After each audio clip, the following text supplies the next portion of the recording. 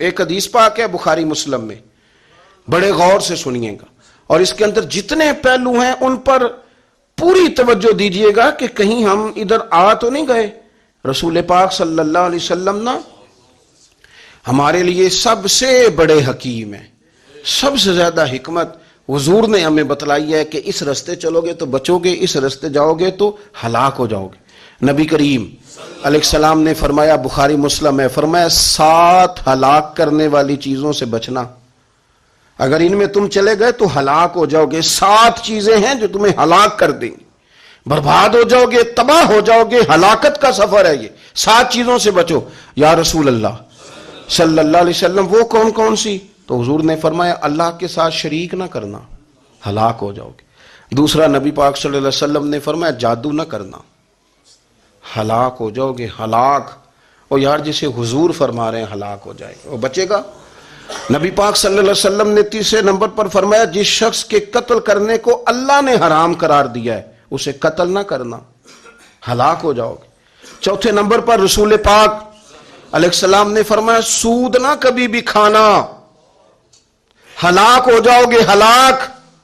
بڑی بڑی دلیلیں دی بینک والوں نے، بڑا سمجھایا تو حاجی صاحب مان گئے، محترم مان گئے، کہنے لگے نہیں جی نہیں وہ کاروبار میں لگاتے ہیں۔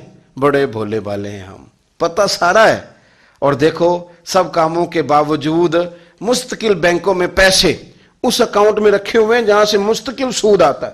حضور نے فرمایا نہ کرنا یہ کام۔ تو کہتا ہے میں سود پہ پیسے لے کے کاروبار چمکاؤں گا، تیرے نبی پاک نے تو فرمایا تو ہلاک ہو جائے گا۔ تو کہتا ہے میں میل لگاؤں گا، حضور نے تو فرمایا ہلاکت ہے۔ تو کہتا ہے میں بڑا کچھ کر جاؤں گا تو ہلاکت ہے۔ اچھی طرح سمجھ لیں، اصل مال بھی ضائع ہو جاتا ہے اس بندے کا جو سود کا مال ملا لیتا ہے، اصل برکت بھی اڑ جاتی۔ اور میرے نبی پاک صلی اللہ علیہ وسلم نے 5ویں نمبر پہ فرمایا یتیم کا مال نہ کھانا، ہلاک ہو جاؤ گے، نہ کھانا ان کا مال، یہ کروڑوں ہو، اربوں ہو یا 10 روپے ہو، یتیم کا پیسہ نہ کھا جانا، ہلاک ہو جاؤ گے، ہلاکت تمہیں آ لے گی۔ اور پھر 6 نمبر پر نبی پاک علیہ السلام نے فرمایا کفر سے جہاد ہو رہا ہو تو کبھی پیٹ پھیر کے بھاگنا نہ، ہلاک ہو جاؤ گے۔ اور 7ویں نمبر پر اللہ کے رسول نے فرمایا بے قصور اور بے گناہ عورت پر تہمت نہ لگانا، بلا وجہ بہو کے کھاتے نہ کچھ ڈال دینا، بلا وجہ بھابھی اور بیوی اور کسی بھی خاتون پر کوئی الزام بے قصور عورت پر بہتان نہ لگانا۔ مار مار کے ایک شخص نے بحال کر دیا بیوی کو، اور بعد میں پتا چلا کہ جی مجھے شک ہے تویز کراتی ہے۔